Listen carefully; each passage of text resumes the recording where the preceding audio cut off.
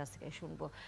দর্শক, যুক্ত হয়েছেন আমাদের সাথে অতিথি হিসেবে বিভাস বারৈ, সম্পাদক 52news.com এর। বিভাস বারৈ, শুভ সকাল, স্বাগত একাদশক আলোচনায় এবং আপনাকে একই সাথে ঈদ এবং নববর্ষের শুভেচ্ছা। আজ থেকে তো আমরা কর্মব্যস্ত দিনে চলে গেলাম, আমাদের আরও সংবাদ নিয়ে হয়তো বিস্তারিত আলোচনা শুরু হয়ে যাবে। যেহেতু এখন উপজেলা নির্বাচনটি সামনে, সবচেয়ে যদি আমরা চিন্তা করি বড় রাজনৈতিক কর্মকাণ্ড বলেন বা নির্বাচনকে ঘিরে, আমরা দুটি প্রশ্ন একসাথে আসলে করে নিতে চাই। একটি হচ্ছে যে এবার প্রতীক ছাড়া নির্বাচনের কথা ক্ষমতাসীন দল বলেছে, সেটি তাদের জন্য কতটুকু তাদের জন্য এক ধরনের সুবিধাজনক অবস্থানে তাদেরকে নিয়ে যাবে কিনা বলে মনে করেন কিনা আপনি। দ্বিতীয়ত হচ্ছে রাজনৈতিক দলগুলো অথবা স্থানীয় এমপি জনপ্রতিনিধিরা এই নির্বাচনে কোনো ধরনের যাতে প্রভাব না ফেলেন, তার একটা আহ্বান নির্বাচন কমিশনের থেকে আছে। সেটি কি আসলে উতরে যাওয়া সম্ভব? আপনার কাছে কি মনে হয় সেটি কি আসলে এই রাজনৈতিক নেতারা মানবেন বা এটি নিয়ন্ত্রণ করা যাবে? শুভ সকাল। একই সাথে সকলকে নববর্ষের শুভেচ্ছা। আপনি নির্বাচন কমিশন সব সময় দীর্ঘ সময় আপনি নির্বাচন কমিশন বিট করেন, আপনি জানেন। আমার ধারণা যে এবারে নির্বাচনী প্রতীক বরাদ্দের জায়গাটায় দলীয় প্রতীক না থাকাটা একটা পজিটিভ বিষয়। তবে আমার ধারণা আওয়ামী লীগের ভিতরে অভ্যন্তরীণ যে ক্রন্দল, গ্রুপিং এর ঝামেলাটা অনেক বেশি হবে। বেশি হওয়ার কারণ হয়েছে, এবারে খেয়াল করবেন সংসদ নির্বাচনে কিন্তু স্বতন্ত্র প্রার্থীদের একটা বিশাল অবস্থান তৈরি হয়েছে বিভিন্ন এলাকায়। তাই তো যত আসন প্রায় তার ডাবল উপজেলা নির্বাচনে কিন্তু এবার সেখানে প্রার্থী হবে। দেখা গেছে যে নৌকার বিরুদ্ধে স্বতন্ত্র প্রার্থীরা ঐক্যবদ্ধভাবে ইলেকশন করছে, কিন্তু প্রতিটা জায়গায় এখন দেখা গেছে সেই স্বতন্ত্র প্রার্থীদের পক্ষে যারা ইলেকশন করছে তাদের অনেকেই প্রার্থী হতে চায়। ওই সম্পর্কটা, ওই যে ঐক্য যে অবস্থানটা তৈরি হয়েছিল স্বতন্ত্রকে কেন্দ্র করে, সেই জায়গাটা কিন্তু প্রথম বিরোধ নিজেদের ভিতরে।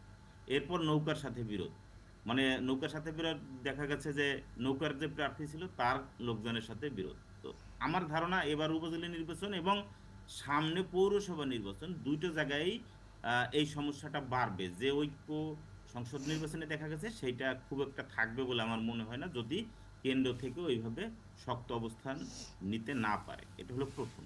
দ্বিতীয় কথা হলো এবারের নির্বাচনে জামাত এবং বিএনপির প্রার্থীদের অংশগ্রহণ অনেক বাড়বে, অনেক বেশি বাড়বে। এবং জামাতের ক্ষেত্রে যতটুকু তথ্য আছে তাতে একদম কেন্দ্রের নির্দেশ যে স্থানীয় সরকার নির্বাচনে তাদের অবস্থানটাকে ধরে রাখে, সেই জায়গাটায় তাদের অংশগ্রহণ বেশ বাড়বে। আমার ধারণা এই ক্ষেত্রে বিএনপির কেন্দ্রীয় সিদ্ধান্ত না থাকলেও বিএনপির চেয়ে অনেক বেশি সক্রিয় থাকবে জামাত এবারের উপজেলা নির্বাচনে।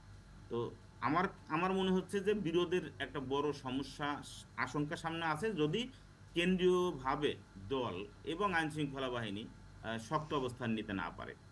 সেই জায়গাটা আমার মনে হয় অনেক কাজ করার একটা সুযোগ আছে এবং দরকার আছে। আপনি নিজেও বলছিলেন যে জামাত এবং বিএনপির প্রার্থীদের এবার হয়তো আমরা মাঠে দেখতে পারি। সেটি কতটুকু তাদের জন্য, বিশেষ করে আওয়ামী লীগের নেতাদের জন্য সেটি লাভজনক অবস্থানে যাবে কি না, যে নির্বাচনটি সেটা যে প্রতিযোগিতামূলক এবং অংশগ্রহণমূলকের এক ধরনের যে কথা বারবারই প্রতি নির্বাচনের সময় বলে আসে আওয়ামী লীগ, এখানে কি সেটি আপনার কাছে পরিলক্ষিত হয় কি না? আর একই সাথে যখন প্রতীক ছাড়া আওয়ামী লীগ নির্বাচনে তার প্রার্থী হয়তো সমর্থন করছে, সরাসরি তো আর দিচ্ছে না এখন, কিন্তু সমর্থন তো এক ধরনের থাকবেই। এইটার কারণে নিজেদের মধ্যে দ্বন্দ্ব বেড়ে এই আওয়ামী লীগ এবং দুঃখিত বিএনপি এবং জামাতের আসলে কোনো সেখানে ফায়দা হয় কিনা? হ্যাঁ, আপনি খেয়াল করে দেখবেন স্থানীয় সরকার নির্বাচনে কিন্তু আপনি যদি সিটি কর্পোরেশন থেকে শুরু করে একদম তৃণমূলের সকল স্থানীয় সরকারের নির্বাচনের কথা চিন্তা করেন, দেখবেন যে আওয়ামী লীগের বাইরে অন্যদের অবস্থান বেশ ভালো। ভালো হচ্ছে, তাদের অবস্থানটা অনেক শক্তিশালী দেখা গেছে বিভিন্ন সময়। ইভেন সিটি কর্পোরেশন নির্বাচনে চরমোনাই পীরের ইসলামী আন্দোলনের অবস্থান অনেক শক্তিশালী দেখা গেছে। তো যা জাতীয় জাতীয় পার্টির অবস্থান ওইভাবে না থাকলেও জামাতের অবস্থান এবং বিএনপির অবস্থান এই জায়গাটা আমার মনে হয় অনেক বেশি সক্রিয় হবে এবং তারা বেশ ভালো অবস্থান তৈরি করবে। কারণ আওয়ামী লীগের ভিতরে দেখা যাবে যে প্রতিটা আসনেই একটা বিরোধ আছে, এবং যে আসনগুলোতে স্বতন্ত্র প্রার্থী এমপি হয়েছে ওই আসনগুলোতে কিন্তু স্বতন্ত্র প্রার্থীদের মধ্যে একাধিক প্রার্থী ইলেকশনে চলে যাচ্ছে, নিজেদের ভিতরে কিন্তু এই প্রথম বিরোধ তৈরি হবে।